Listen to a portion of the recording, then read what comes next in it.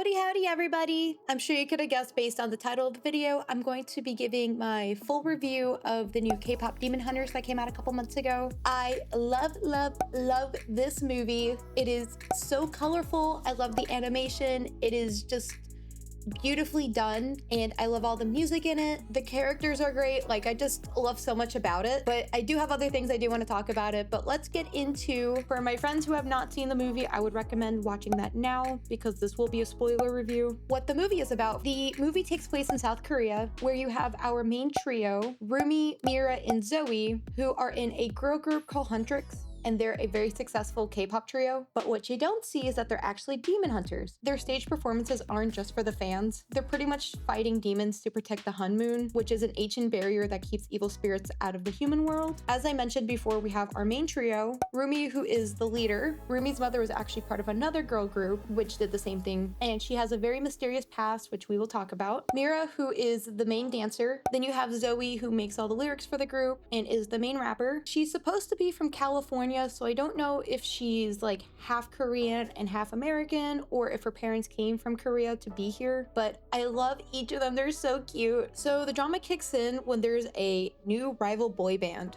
who is topping the charts, known as the Saja Boys. They start stealing attention and all the fan energy. And the twist is that they're actually demons in disguise, led by our, who I call the heartthrob. He is so fine, Jinu, who is once a human who sold his soul for stardom. This is like 400 years before the start of the movie. And so it's him and 4 other guys, which you have Jinu, you have Abby, which he is known for his abs. You have Baby Saja, which he is so cute. I think that's what he was going for. I believe he also raps. I don't remember, but I know that he's kind of like the equivalency of Zoe, where Zoe is like, you know, this cute girl, but then all of a sudden she can start rapping. Then you got Baby Saja, who has like this deeper voice. I don't remember too much of his part in their main song, Soda Pop. Hello, Future Megan here. I forgot to mention 2 more of the Saja Boys. You have Mystery, which he's got like these bangs that like cover his face. There's been a lot of artists that have been trying to like draw like what his face would look like, but I believe Zoe is like head over heels for him. I am not sitting with no Saja Boy.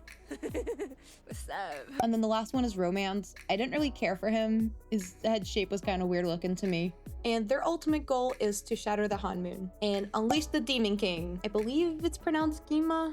I can't English considering that this movie was done in English. Then we start learning that through practicing one of their songs to take down the Saja Boys, that Rumi's voice starts to crack. This is when it's revealed that she's actually half demon. So her mother was a legendary hunter in like one of those K-pop groups from like 20 years ago, I think. And her father's a demon. We don't really know who the father is. There's been a lot of suspicion that it might be Guinma. So yeah, so she's got all these purple marks on her, which honestly I think they're super pretty. But you know, that signifies that she's half demon, which is kind of, she's obviously trying to banish them. So then what we're kind of told by her now guardian, which was another person that was in the group with her mother by the name of Celine, is that by banishing all demons, that all these marks are going to go away. So that's why she's been fighting to get rid of the demons, so then she can finally look normal. So one thing I did notice is that she started wearing all these long sleeve things at the start of the movie, which I didn't pick up on, so she could hide all those purple marks. And then over like a period, during one part of the movie, Jinu finds out that she's actually part demon, or at least a demon, and so he tries to like protect her. He starts telling Rumi that he was a demon from 400 years ago. He was trying to make money for his mom and sister, who were practically starving. And so that's when he sold his soul to the Demon King to be able to have, you know, a gifted voice. So then he tells Rumi, like, yeah, you know, we all like lived in the palace and stuff like that, but then over time, you know, I guess in exchange for giving me this gifted voice and giving my family this luxurious life, he took over me and brought me into the underworld or whatever.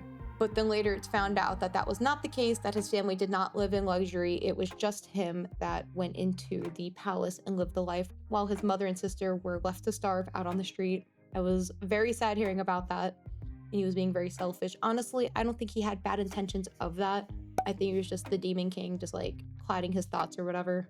But then everything builds up to the Idol Awards, which is a global broadcast that the Saja Boys plan to use as a ritual to destroy the Han Moon entirely. Well, during the Idol Awards, we find out that Huntrix is supposed to perform their song to kind of completely get rid of the demons.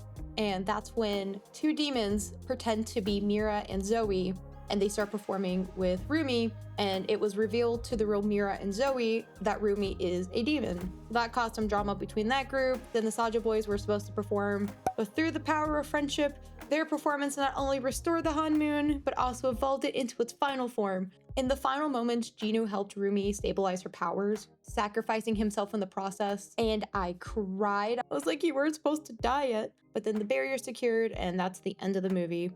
I thought the movie was really good. Okay, so I really liked this movie, like, way more than I was expecting. I thought it was just gonna be a normal kids movie, and nuh-uh.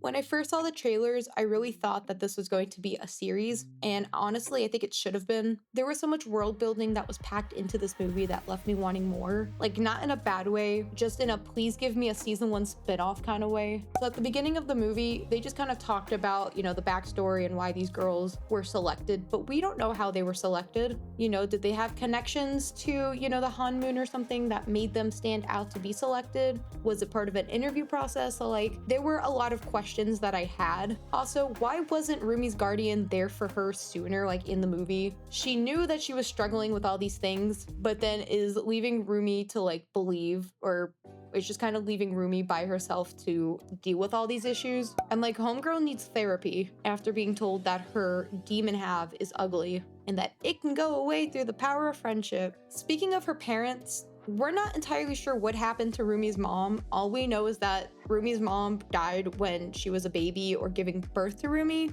and we knew that she was a powerful hunter, but how was she killed? You know, was she killed? Was it the fact that she was giving birth to a demon? So like, we have no information on that. And is she truly dead? Did she go into hiding? Like, huh? And then my other question is who's her dad? Is it a banished demon? Some people tried saying that Rumi's dad was Jinu, and I was like, there's no way, because there was supposed to be a deleted scene where Jinu went on this date with Rumi, and that would be weird to go on a date with your daughter. But that being said, the visuals were absolutely stunning. You could tell that it was a combination of like the movie being in 3D, but had some 2D elements, like some of the eye stuff that they were doing. It was just so fun. It's like the Spider-Verse meets Blackpink meets Korean folklore. I forgot to mention the blue cat that appeared with the bird. I don't know what these characters are called, but they were so funny. Probably my favorite characters out of the whole thing. The vocal cast was also amazing. Like, I just think every part of the production was great. I also feel like Jinu was one of the best written characters. His art kind of mirrors Rumi's, which shows what happens when you don't have a team to fall back on, but definitely cried for his death. Hashtag justice for Jinu. Please bring him back in the next movie. Which, speaking of which, there are rumors that the next movie should be coming out in like 2028. But if they do follow this with like a series or another movie, I would so be in. Now I want to rank like my favorite songs. You guys might get offended, but that's okay. This is just how I feel. I'm more of like an upbeat music kind of girly, not so much for the ballads. But I know that the ballads, you know, mean something. So my least favorite one, and it's because it has more of a ballad vibe to it, I'm gonna have to give that to Free. Like, I know it's supposed to have like an emotional like punch or whatever. I just was not feeling it.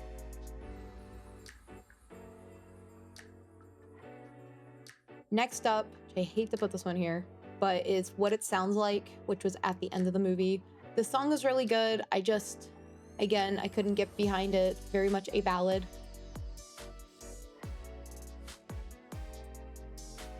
In 6th place, which I hate to put this here as well, because I really liked the song, but it just wasn't as memorable as other songs, so I'm gonna have to put How It's Done. It was definitely a really good opener.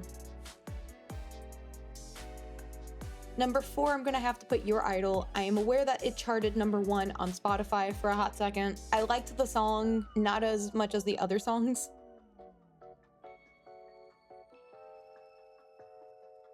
Next up, you have Takedown. Takedown was such like a good song. I really liked it. And it was probably for the fact that they kept replaying that song during the whole movie, but I really liked it. And the Twice version was pretty cool too. Next up, you have Takedown. Takedown was such like a good song. I really liked it. And it was probably for the fact that they kept replaying that song during the whole movie, but I really liked it. And the Twice version was pretty cool too.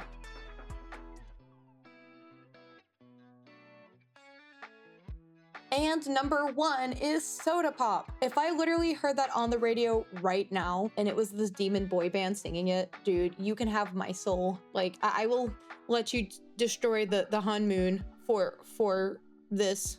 It's definitely like very poppy and like my type of K-pop. I believe this style was more popular back in like 2016. I loved it. I thought it was cute. So for my final thoughts, I really felt like K-pop Demon Hunters is the kind of film that knows exactly what it wants to be. It did leave me with some questions, and I felt like this would have been better as a series, but I love the movie forward and backwards. I keep trying to tell people, please watch this movie so I have someone to talk with about the movie. But if you are definitely a K-pop fan or somebody that loves animated movies, this is definitely a movie for you. Or just listen to the soundtrack. Most of the songs can just be played without watching the movie. Anyways, that is it for this review. If you have seen this movie, let me know in the comments down below. And here is the final piece. I will see you guys in my next video. Adios!